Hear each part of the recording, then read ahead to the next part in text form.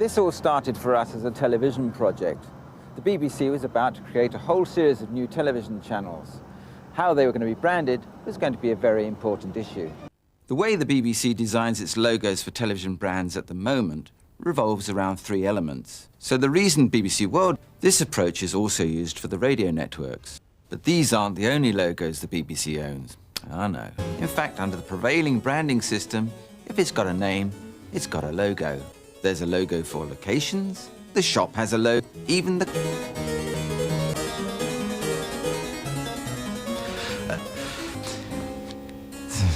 The problem with zillions of logos for any corporation is that they weaken the core brand.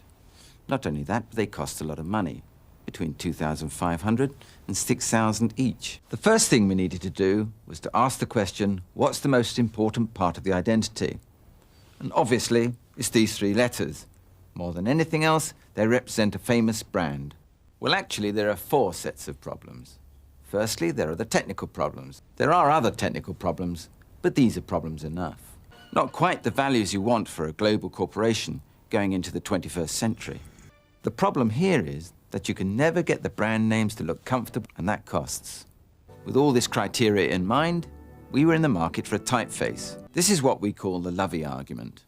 For those of us for whom the creative product is important, a very convincing argument it is too. But even for the loveliest of the lovies amongst us, the main reason was far more practical. The BBC needed a typeface that was robust and elegant. Gill fits the bill to a T, you might say. We solve all the technical problems in one hit. No fine lines, no disappearing counters. It would have lost its BBC-ness. The most compelling argument for changing the logo is this. What we do about it. Now, even if you forget the aesthetics for a minute, this system delivers two benefits. One, it all looks like it comes from the same organisation. And two, what it doesn't deliver is personality. So for the brands, we need to inject personality another way. Like Levi's, we didn't try to put all the personality into the logo, but recognised that each BBC brand would have a property of its own to do that job. And it's through them that people decide what they feel about the channel. The other new channels can develop their own properties as required, without destroying the consistency of the corporate identity. All this means two things.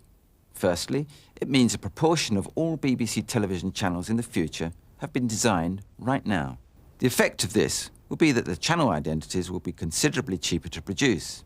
The channel's typography consistent, but all the channel's personalities different.